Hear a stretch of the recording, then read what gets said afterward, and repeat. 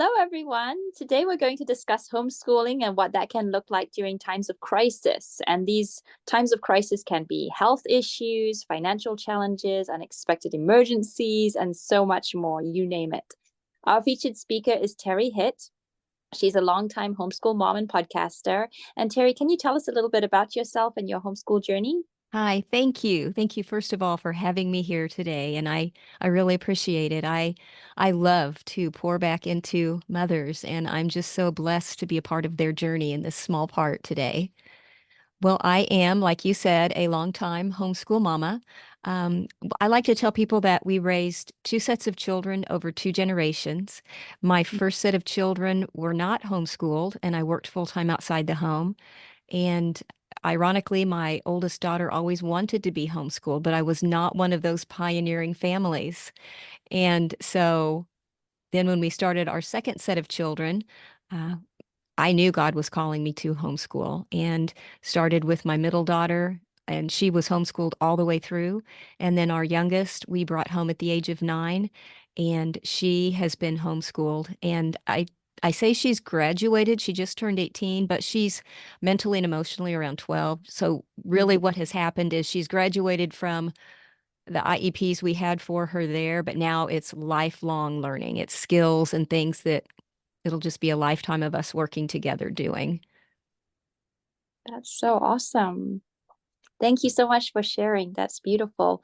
What are some of the crisis times that you've personally dealt with during your homeschool journey? Goodness, I feel like I should be asking you to write these down. We've had the loss of a child, we've Mm, had the loss of a job, loss of insurance, loss of both of my parents and my father-in-law, bringing a child home, adopting internationally, even though that's a huge blessing. mm, It's still kind of a crisis mode because she came in not knowing English, had been isolated in a crib for 7 of her years mm. where no one talked to her or ate with her. And so, she comes here and has to have heart surgery and other surgeries and procedures. And so that's a lot of things. And I guess that skims the surface of that's the Oh, biggest things. oh my goodness.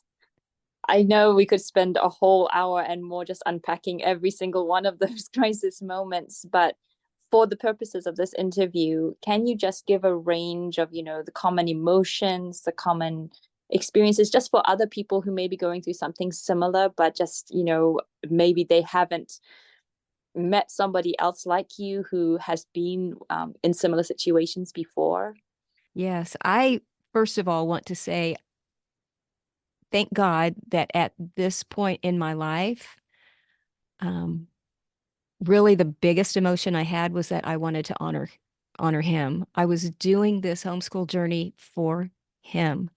It was an act of obedience because I really felt him calling me to do it. Mm. And so for any of the mothers who are out there and they love the Lord, remember that when these crisis moments come up, because when we rest in his arms, he will show us through. But beyond that, I can remember wanting to protect my middle daughter because we didn't have my youngest home yet for most of these things. And my biggest thing was protect her and then, of course, educate her. Mm. There's always that underlying thread that I'm supposed to be teaching them. And so I think that when any crisis comes, that is immediately where a mother's mind goes. Right. And do you think that feels overwhelming sometimes just because of all the other factors that are happening? It's like, how do I even begin to educate or even begin to teach when there's so many other things I'm dealing with? I think it can. I think that when these things happen, we have a choice. We can Mhm. either let the overwhelm and anxiety seep in and then begin to take over, or through a practiced, and I mean, when I say practiced, I mean purposeful, maturing walk with Christ, when those moments come up, at least what I've learned to do, and I'm not saying I've got it all figured out because here's what happens in my life, and I hope it helps some mothers. Anytime I feel fear or anxiety or emotions, feelings like that, I remind myself, okay, that means you've taken your eyes off the Lord. And I imagine putting on blinders. Mm. And I imagine that all I can do is see up. It's similar to how a horse would go through a fire and they have the blinders that show them walking forward. I imagine I can only see up. And that's my reminder to do that and to take whatever I'm feeling to Him. So whether that underlying feeling of fear is that the education won't be get, it won't get done, or it's anxiety that, oh, I don't know when I'm going to do it, or anything like that, I take it to Him. And I Mm. think it's good for us all to remember that and train ourselves, just like a gymnast trains in the gym or an athlete trains with weights. It's something that in life we have to practice doing. Right. Yeah, I love that visual imagery. It's so powerful of, the horse with blinders. And how would you say, these crisis times when you were homeschooling, how did these compare with crisis times that maybe before you started homeschooling? Were there any differences? And if so, what were those differences to how you managed crises? I think it depends on where a woman is, because when a crisis would pop up before, and I was working full time outside the home, there was that certain um, thought pattern that I would go into of, oh, now I have to call into work. I have to tell my boss that this is going on and I'll be late or I won't be there, or that type of thing. I think a mother puts extra weight on herself when it's education, because we take it so tightly. It's precious, it's dear. We think that we hold the power to give our children, this wonderful life and education, or that we hold the power to just crush them. And oh my goodness, now, they're not going to know anything and they won't have a future because I messed it all up. I mean, we think these thoughts. And so I think that it just depends on where you are as to how you deal with it. But for me, I think it was easier to deal with things before Mm, homeschooling because of the pressure that can be heaped on, mm, by self. And that's why for me, it was important to practice really going to the Lord. I can remember a time when we had already lost my older daughter, and we, on the heels of that, like within, oh goodness, I think it was within a year to 2 years, then my mother got really bad with Alzheimer's. mm, And then my father got terminal lung cancer. And Marissa was, by this time, she was 4 when my oldest daughter died. So from like 6 to 8, really heavy pressures in there with my parents. And we were seeing my mother daily and helping manage her care.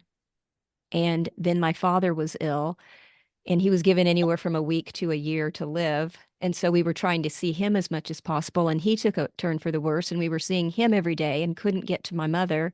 It was just these heavy things. And I remember one day during this, I was supposed to be getting their house. We had an estate sale person coming in to take care of everything and sell things. And then we were supposed to sell the house.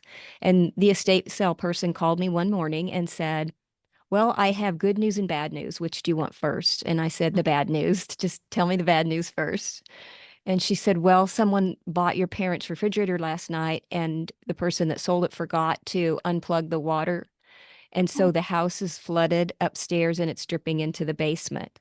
mm, And I can remember in that moment, I got off the phone. Well, first I called my husband at work and said, I need you. I need help. And I went to my closet and I laid prostrate on the floor and I just started crying. And I said, God, I cannot do this. I've tried to carry this, and I thought I was letting you handle this, but evidently I'm not, because this is really hitting me. And I mm, really need you to take over. Please, please take over. And so I say all of that just to remind mothers that it's so ultra important to know we're not supposed to be perfect, and we're not supposed to be able to carry it all. And our Father waits. He mm, waits with willing arms and hands for us just to abide in Him. And He will make a way through things that we see no way out of. Mm. Oh, wow. That's amazing. How did that get resolved? Well, it was funny. It got deeper yet. And Oh. oh, it had so many details, but my husband did go over and he helped them to clean up. And then I came over and I had to get in contact with a company that came in to dry everything out and arrange them. I mean, they had to paint walls and fix floors and ceilings and all kinds of things. But I really began to look for the blessings in everything. Mm, And I think too, one thing that is important is this time that was so very difficult that really allowed me to rest and see how God provided, gave me time to teach or to craft the art of serving to my middle daughter because mm, it was through this time that she really began to serve others. When we were in the nursing home where my mother was, she would um, work crafts and work with the PE department. She would go in the rooms and visit the elderly patients, and they loved that so much. So all the little things like painting nails and things like that, even though she was young, mm. she logged so many hours that people didn't believe the amount of hours she had. I mean, it was way up there because we were there all the time. But it really taught her that art of serving. And to this day, she really enjoys elderly people. And I know that it's from that time in our lives that I thought was so horrible, but God had a plan Mm. during all of it.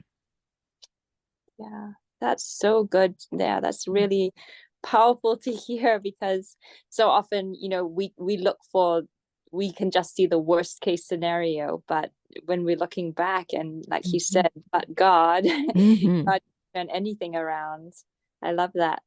Um, that kind of feeds into my next question actually, which was about how sometimes it can be very difficult for people to talk about these moments of crisis because it's not like it's laid out in your curriculum. You're going to go through a hard time at X and X and months of the year or anything like that. It's nothing, it just happens. Have you been able to in your life find strategies to plan for the unplanned, so to speak, or to go into the school year with an open mind, knowing maybe from the beginning that it's just not going to be a usual school year? Yes, I think that is one thing that we need to do as homeschool mamas is to have those open hands and heart and Mm, know that life isn't perfect and enjoy. If you're in a smooth season right now, enjoy it and be thankful for it because it just won't stay there. You know, it's those hills and those valleys. And I don't know if you know that Linda Randall song, God on a Mountain. And she talks about the God in the valley is still, the God on the mountain. He's always constant. And I think going into the school year with open hands and heart and just knowing, okay, God, we rest in you day by day. And one thing that we began doing is making sure that we did our Bible study first thing. When I mm, first started homeschooling, like preschool, kindergarten, first grade, we would be like, okay, what do you want to start with today? And I would let her pick. And then it got to where I would think, well, she kind of had difficulty with, let's just say, math yesterday and had more questions. Let's start with math and get it over with. So the rest of the day's a breeze. But then God spoke to my heart and he said, you need to start with me. mm. Even if I had read my Bible first thing in the morning, it doesn't matter because my daughter didn't see me read it.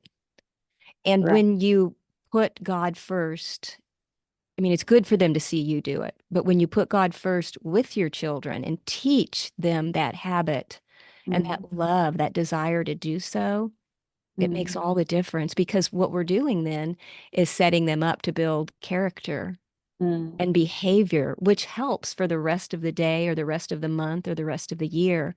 And then when those crisis moments come or those times, those seasons, you've already got that firm foundation being built that you can stand upon together.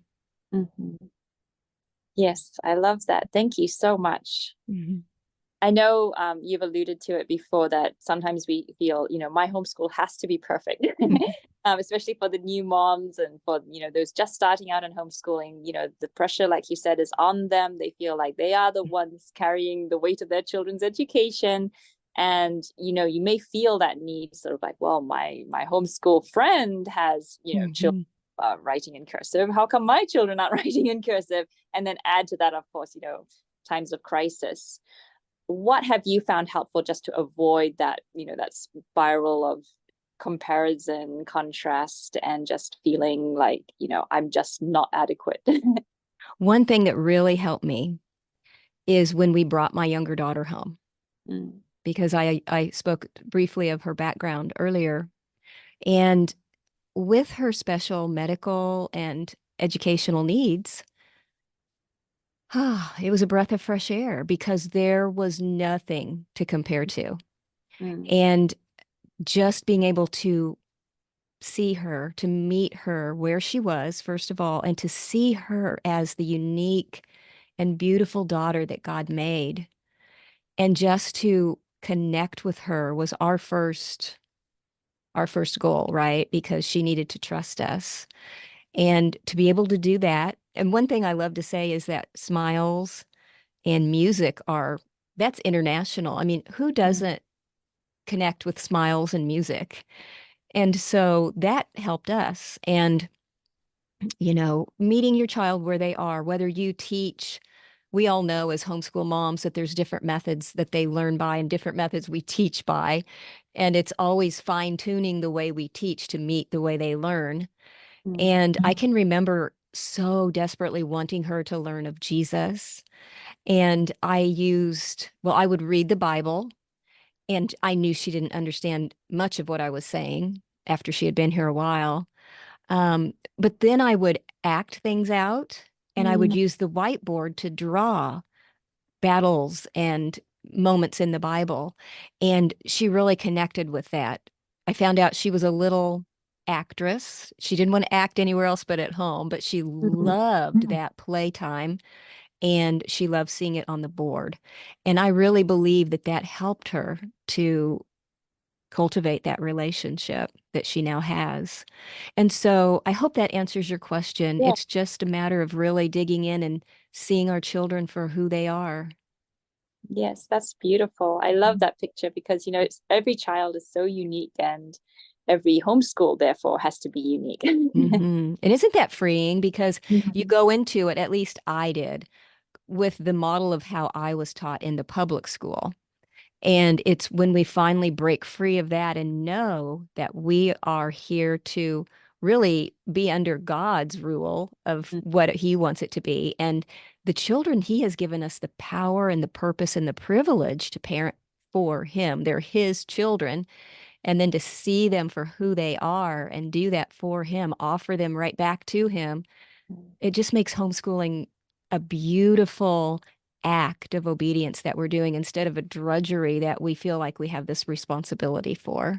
Mhm. Absolutely. Wow.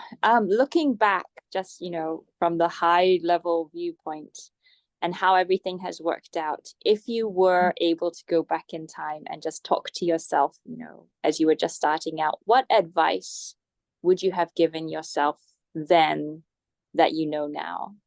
Rest in the moments, Mm, really go to God first. Once we started doing that in the day, it was just a beautiful opening. And I can honestly say that it made the day smoother. It mm, made everyone more joyful. And as we built that character, um, you could go back to it. We have signs. I'm in the schoolroom now, and we have all these signs around that, like class rules and mission statements, and they're really all about failing, that I want my kids to fail mm, because that means they tried. mm, So, don't ever be perfect. Know that you're free to try. And if you fail, you really succeeded because you tried at something. Now let's try again together. That old saying, if a door closes, go through the window. My girls have gotten right. really resilient at Yes. that type of things. And this is a really silly example, but the other day, well, right now we have a leaky faucet in our bathroom. And so my husband was trying to find a part to fix it, and he hasn't been able to because our house was built in 89, so it's the original bathtub faucet. And I said, okay, this is pouring out way too fast. And I just kept thinking dollar signs when I looked at the water because it was not drips. And so my youngest daughter was sitting there and I said, I'm going to get a towel. And I said, how can we get this fixed?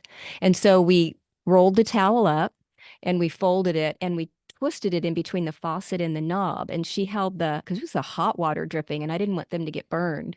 And so she held the knob tight and I slipped the towel in and we pulled it together and it made it almost shut off. And I said, now obviously daddy needs to fix this. But we did it. And she said, yes. And, we were talking about going through the window but I No. love being able, for them to, like I said, to fail, but to succeed at the Mm. same time. Yes, absolutely. I think sometimes we can complicate the matters and overthink things about, I have to get my child graduated like tomorrow. But you're right. It's just resting in the moment. It's a day by day thing. And I think sometimes that can be both the easiest and the hardest thing to remember. I'm just here for the moment. hmm And to really look at it as a beautiful moment in time. We never get back and it's gone way too soon. hmm Right. Is there anything else that you'd like to share about homeschooling just during times of crisis for people who are listening and maybe are going through or have gone through experiences like yours? I had written down some notes and let me see what we've gone through and haven't because one thing I think too is real well, I think we talked about it, realizing the blessing of flexibility and availability. I was so glad to have that flexibility when those times came up. Um, let me see. Oh, I wanted to remind mothers to keep track of the hours, for example, that we were in the nursing home and her serving. It took me a while to think, oh my goodness, I should be logging these as hours Yeah. because she's serving, she's learning how to do this with the elderly, she's learning how to communicate with other people in different situations. She, you know, was able to help the people learn what games they might want to play. All those different things use different skills that is good for them to learn. And let's see if there's any other things I jotted down. Um, I know that when you're busy, for example, caring for the elderly, like when I was taking care of my elderly parents, what I tried to do is always have something in the car with us Mm. because I never knew when we would get held up, at the nursing home or at my father's doctor's office or at his house or all the different things that happened, taking him to get prescriptions or whatever. So I always kept something in my bag that would be enjoyable for an 8-year old or a 6-year old or whatever age she was at the time, but yet was learning. Like, and I'm not saying don't put the phone in your bag for them to just play on or the iPad or whatever. Something that uses their hands, like the eye-hand coordination, those old sewing cards, or actually teaching them to embroider or a skill like that, that can be something you can just stick in your bag. Um, and to have the okay to find a short-term tutor if needed. Mm. Let's say that you go back to the basics. You're in a season where it's very heavy with things happening one after the other, and you think, I'm going to scale back to basics at this time. And for example, when my middle daughter got up into high school math, I am not a math person at all. I don't mind any other subject, but math, I would hold my daughter back. And so we found a math tutor, and she went, I think she only had to go like once a week or something because she was teaching herself, but then the tutor would correct Mm. and, get her started on the next chapter. And so find what works for your family. If you have to go to a tutor daily, or if you have to do it twice a week or once a week or once every 2 weeks, whatever works for your family, we're flexible, right? And I think that's the beauty again of homeschooling. And we teach our children that flexibility too. Um, Oh, and to remember during this time, you don't have to do it all yourself. Teach your kids how to load the dishwasher, unload the dishwasher. If you don't have one, we didn't have a dishwasher until 2 years ago because we enjoyed washing the dishes together. And it was a time, even after a long day of school together, it was still a different mood. We would turn music on and sing and play and dance while we did the dishes. And so, allow times like that just for fun and freedom. Or if you have to be gone, and they do the laundry or the dishes or they run the vacuum, it's okay. You're teaching them life skills, and plus you get the hours of home ec or right, if they're old enough to be cooking for you, they can do chemistry with it. And so we are homeschoolers and we multitask our units, right? Absolutely. Yes. Yes, I love that. Going back to basics and then scaling and then life skills. I mean, no matter where you are, knowing how to load a dishwasher, knowing how to wash dishes, knowing how to do the basics. I mean, these are so important and they can really help make a difference. I remember there was a story of a mom who had, been going through some times of crisis. And I think the father died and leaving her, with like 6 children. I think it was Elizabeth Elliot's mom. And then I think Elizabeth Elliot was a child.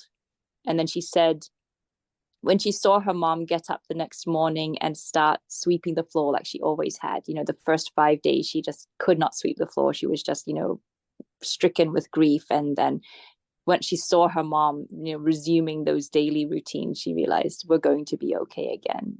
God Hmm.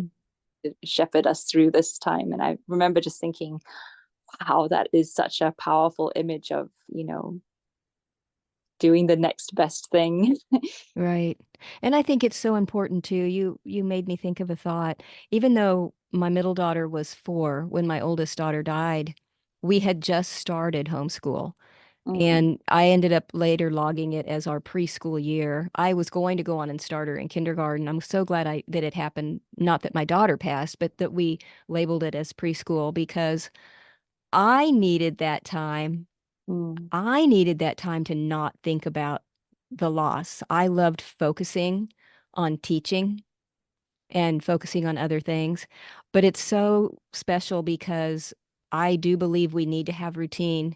But I think too that we also need to let our children see us as human because mm, I tried really hard not to cry or anything in front of my daughter. And mm, she, at that time, we were in Awanas at church, and I stopped assisting in the class I was in, and my husband and my daughter kept going. And I used those Sunday nights to go through my older daughter's things mm, and to cry and to play her music and those things where my younger daughter wasn't around to see me do it. But yet through the week, I would still try because with grief, it washes in and you right. don't know when it will come and go. And I can remember one day she was in the playroom and I said, I'll be right there to play. And all of a sudden it hit me. And I went to the opposite end of the hallway into the guest room. And I went in the guest room closet and I sat down and I just started to cry. And my little girl came in, she found me and she opened the closet door and she said, well, she sat down Mm, and she gave me a little, at that time, those little pillows that had teeny, teeny, tiny round bean or the little beans in them. They were squishy, soft pillows. She sat down and she gave me that and she said, maybe if you hug this, it will feel like Jamie. aw, She knew they know things. And I yeah. said, thank you so much, but I would rather hug you. And I pulled her onto my lap and I hugged her and I cried. And so I think sometimes they're so intuitive and they need to know that, okay, mommy and daddy feel the emotions. But then after that, we weren't in there long. I said, I really miss playing with you. Let's go play, and you're able to breathe and know that you're okay. And it's time for you to show them you're okay again. And off we Mm, went to play. But, you know, that routine and letting them see us as humans so that they know it's okay to be human also. yes. Oh, wow. That is, yeah, that's really moving. And I'm so grateful you're able to share these things because I know sometimes it's just really hard to talk about things that have happened in our lives. But other people hearing your story and hearing your testimony, I know they're going to be so encouraged. So thank you, Terri. You're welcome. God is good, and what he does and did for me, he does for everyone. And I get encouraged by others' stories as well because that's just part of the beauty of the sisterhood of being in Christ. Mhm.